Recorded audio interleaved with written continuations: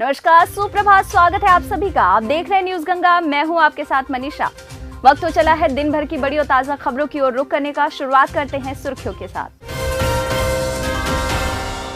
राजकोट, सूरत समेत 8 बड़े शहरों में आज से 25 सितंबर तक नाइट कर्फ्यू। बढ़ती कीमतों और बेरोजगारी के मुद्दे पर देशव्यापी आंदोलन की तैयारी में कांग्रेस। हिमाचल प्रदेश में कोरोना के मद्देनजर आवासीय विद्यालयों को छोड़कर सभी स्कूल 21 सितंबर तक बंद। तीसरी लहर के खतरे को देखते हुए उत्तराखंड सरकार ने भी कोविड कर्फ्यू आगामी 21 सितंबर तक बढ़ाया। बीएचयू के साइंटिस्ट का दावा, अगले 3 महीने में आएगी कोरोना की तीसरी लहर, लेकिन होगी कम घातक। भारतीय रेलवे 2024 से पहले देशवासियों को देगी बड़ी गुड न्यूज, रेल मंत्री ने किया वादा। सिद्धू की कैप्टन को लिखी चिट्ठी पर आपका हमला, कहा नाटक बंद कर किसानों की समस्या सुलझाएं। 22 सितंबर को पीएम मोदी का अमेरिका दौरा, राष्ट्रपति बाइडेन ने मेजबानी को लेकर खुशी का किया इजहार। चीन के फुजियान प्रांत में पहुंचा कोरोना का डेल्टा वेरिएंट, पूरा शहर सील, सिनेमाघर, जिम समेत पब्लिक प्लेस भी बंद। और मदरसा बोर्ड के छात्रों के लिए खुशखबरी, अब डीयू और जेएनयू में भी ले सकेंगे एडमिशन।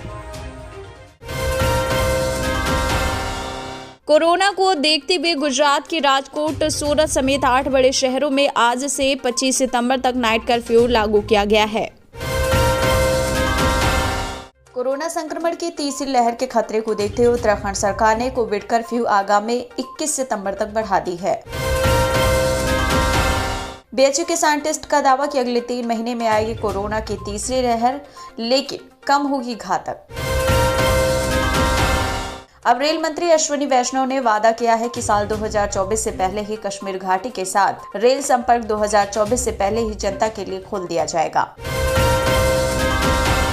आम आदमी पार्टी ने पंजाब के कांग्रेस इकाई के अध्यक्ष नवजोत सिंह सिद्धू की मुख्यमंत्री अमरिंदर सिंह को लिखी चिट्ठी के मुद्दे पर आलोचना करते हुए कहा, उन्हें नाटक बंद कर देना चाहिए और यथाशीघ्र किसानों के मुद्दे को सुलझाना चाहिए।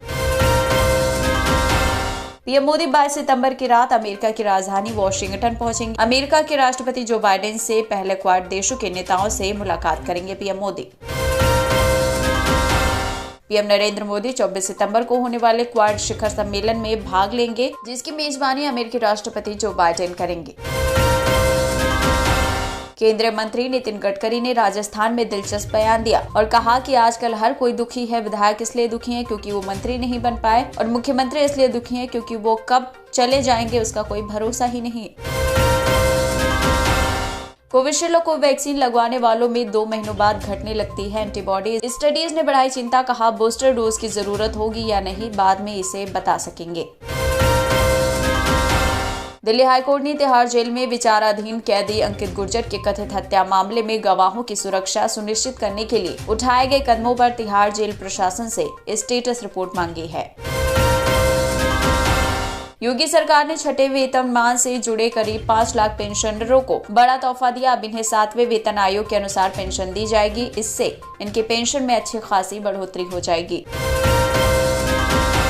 योगी की अब्बा जान वाली टिप्पणी पर ओवैसी का तंज, कहा अगर काम किए होते तो नहीं देना पड़ता ऐसा बयान। अल्पसंख्यकों के विकास के लिए केंद्र सरकार से बाबा की सरकार को 16,207 लाख मिले थे, लेकिन बाबा ने सिर्फ 1602 लाख खर्च किया।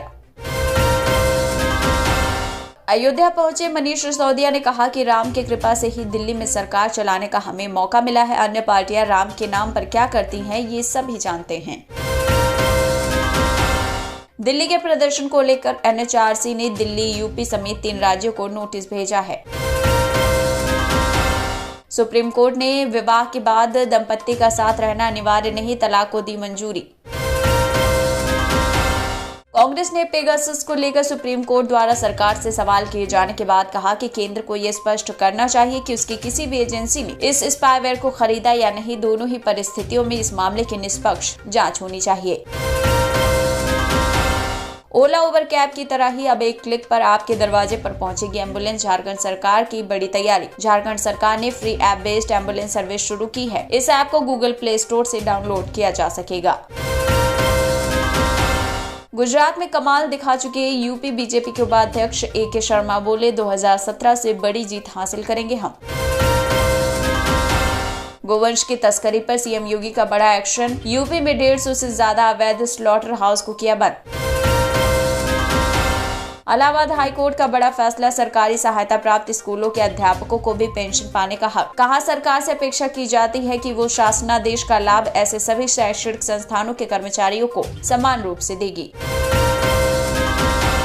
योगी सरकार का ऐलान, लखनऊ अयोध्या समेत 4 जिलों में खिलाड़ियों के लिए बनेगा मल्टीपर्पज हॉल। युवा कल्याण विभाग की ओर से 16 सितंबर से ग्रामीण इलाकों में जोनल स्तर की प्रतियोगिताओं का आयोजन किया जाएगा, जो 23 सितंबर तक चलेंगी। योगी आदित्यनाथ ने कहा कि 2017 के प्रचार के दौरान महिलाएं पूछती थी कि क्या यूपी में कभी सुरक्षा का माहौल उत्पन्न होगा, लेकिन आज अपराधी अपने गले में तख्ती डालकर रहम की भीख मांग रहे हैं हमसे। केंद्रीय कृषि सचिव संजय अग्रवाल ने बताया, पराली जलाने की समस्या से निपटने के लिए खरीफ फसलों की कटाई से पहले पंजाब, हरियाणा, उत्तर प्रदेश और दिल्ली को केंद्र सरकार ने सहायता राशि जारी की है।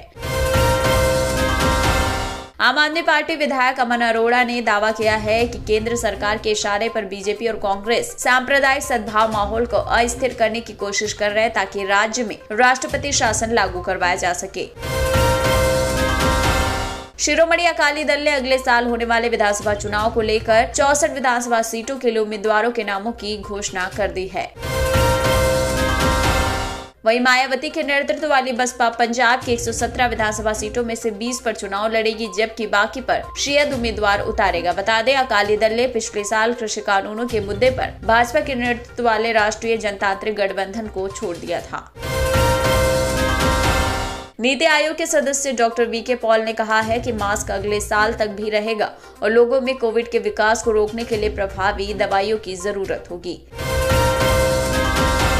हिमाचल प्रदेश के सीएम जयराम ठाकुर को दिल्ली बुलाया गया। 2 दिन पहले ही सीएम जयराम ठाकुर दिल्ली से शिमला लौटे थे। यहां उन्होंने केंद्रीय हाईकमान से मुलाकात की, लेकिन एक बार फिर से दिल्ली बुलाने को लेकर हिमाचल में भी चर्चाओं का दौर शुरू हो गया है और उन्हें दिल्ली बुलाने के कार्यक्रम को गुजरात के सीएम से जोड़ा जा रहा है।